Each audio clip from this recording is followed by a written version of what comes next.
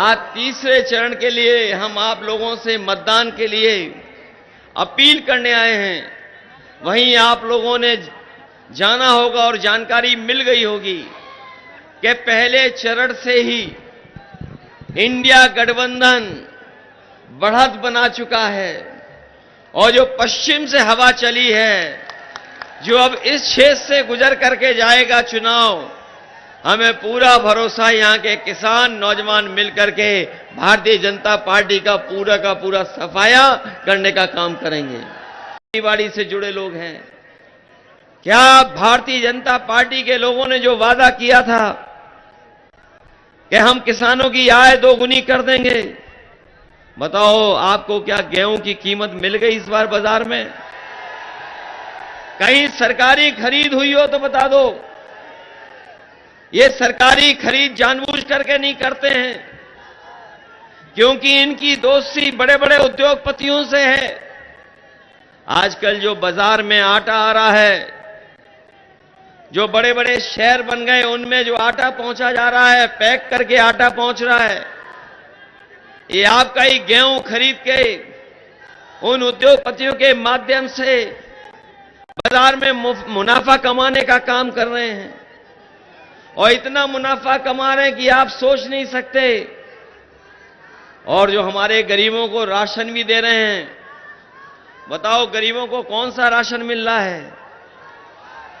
ये सरकार जो कह रही गरीबों को हम राशन दे रहे हैं, हम अपने गरीबों को भरोसा दिलाना चाहते हैं उनके स्वास्थ्य के लिए।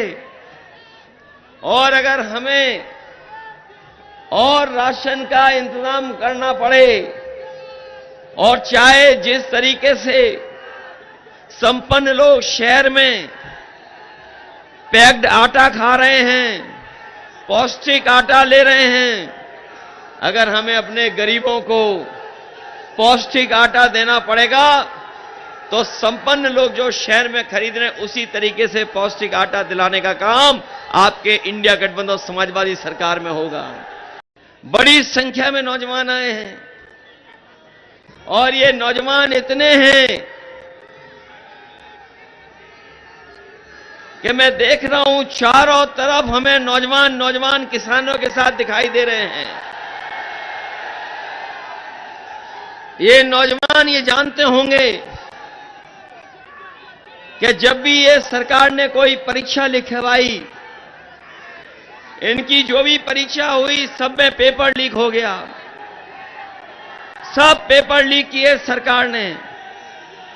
और मैं अपने नौजवानों से कहना चाहता हूं, ये जानबूझ करके पेपर लीक किए सरकार ने, और जानबूझ के इसलिए किए हैं क्योंकि ये नौकरी नहीं देना चाहते, रोजगार नहीं देना चाहते, इसलिए पेपर लीक किया। और ये क्या सपने दिखा रहे हैं बीजेपी के लोग कि हमारा देश विश्व गुरु बनने जा रहा है, विश्व गुरु। बताओ देश विश्व गुरु बनेगा? ये कह रहे विकसित भारत। अगर हमारे प्रधानों ने सहयोग नहीं किया होता विकसित यात्रा का, तो बीजेपी वाले विकसित यात्रा भी नहीं करा पाते।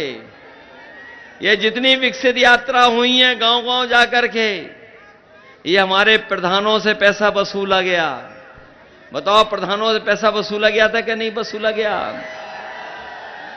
नौजवानों को जब देखते हैं कि यही नौजवान बिना सहारे के खंबे पे चढ़े जा रहे हैं, देखो पहले एक चढ़ा फिर उतर गया, दूसरा चढ़ने की कोशिश कर रहा था नहीं चढ़ पाया, दूसरा चढ़ गया, अब तीसरा आ गया यहां पे। ये वो नौजवान हैं जो फौज में जा सकते थे, नौकरी पक्की मिल सकती थी। ये वो नौजवान हैं जिन्हें फौज की वर्दी मिल सकती थी। लेकिन अब बताओ अग्निवीर व्यवस्था से कौन खुश है? बताओ ये अग्निवीर व्यवस्था 4 साल की नौकरी, और 4 साल नौकरी के साथ साथ कोई सुविधा नहीं है, कोई सुविधा नहीं है। शहीद हो जाओगे तो भी सम्मान नहीं है, घर वापस आ जाओगे जब घर वापस आओगे तो पेंशन भी नहीं है। और अग्निवीर व्यवस्था से हमारी सीमाओं की सुरक्षा नहीं हो सकती है। इसलिए अपने नौजवानों से हम कहना चाहते हैं, इंडिया गठबंधन सरकार बनाने जा रहा है, आप अपना बूथ जिताइए, मदद करिए और ये अग्निवीर व्यवस्था खत्म कर करके जो पहले व्यवस्था थी पक्की नौकरी वाली, वो व्यवस्था बनाने का काम करेंगे। खाकी वर्दी वाले सोचते हैं इनकी नौकरी परमानेंट है, लेकिन जब फौज की 4 साल की नौकरी हो सकती है। मैं इन लोगों से भी कहना चाहता हूं कि बीजेपी वाले आ गए तो 3 साल की नौकरी दे जाएगी इनकी। बाद में हमारे साथ ही घूमना खेत में और पॉलिटिकल पार्टी के संग। लोग कह रहे कैसे हो जाएगी पुलिस की 3 साल की नौकरी। यहां जितने खड़े लोग हैं, बताओ किसी को पता था कि फौज की 4 साल की नौकरी हो जाएगी?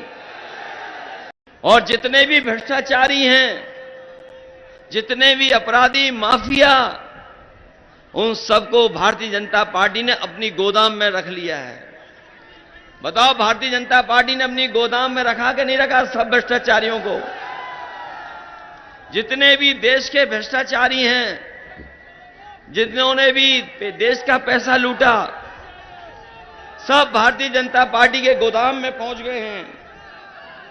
और गोदाम इतनी बड़ी बना ली कि हर दल के लोगों को शामिल कर लिया उन्होंने। और अभी तो आपको वो जानकारी मिल गई होगी चंदे वाली, जो भारतीय जनता पार्टी ने चंदा वसूला है। ये जो चंदा वसूला गया, ये चंदा नहीं है, ये सीधी सीधी वसूली की इन्होंने। हम आप लोग भी कभी कभी एक दूसरे का सहयोग करते हैं, लेकिन क्या कोई 1000 करोड़ का सहयोग करता है? क्या कोई 500 करोड़ का सहयोग करता है? कोई 400 करोड़ का क्या सहयोग करता है? ये जब से इलेक्टोरल बॉन्ड आए हैं और इसकी जानकारी जनता को मिल गई है, तब से भारतीय जनता पार्टी का बैंड बज गया है। भारतीय जनता पार्टी के लोग इलेक्टोरल बॉन्ड पे बात नहीं करना चाहते। बताओ इलेक्टोरल बॉन्ड के बारे में है जानकारी कि नहीं है? है। ये क्या चंदा है कि वसूली है? वसूली वसूली वसूली। और इस वजह से क्या हुआ है, ये जो वसूली हुई है, इसी की वजह से महंगाई है। किसी से अगर आप 1000 करोड़ का चंदा ले लोगे तो बताओ वो मुनाफा कमाएगा कि नहीं कमाएगा?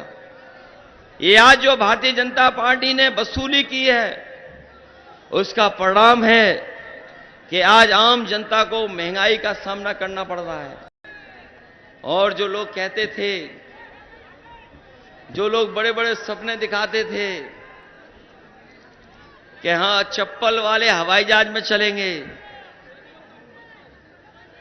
बताओ सब कारखाने बिक गए कि नहीं बिक गए सरकारी?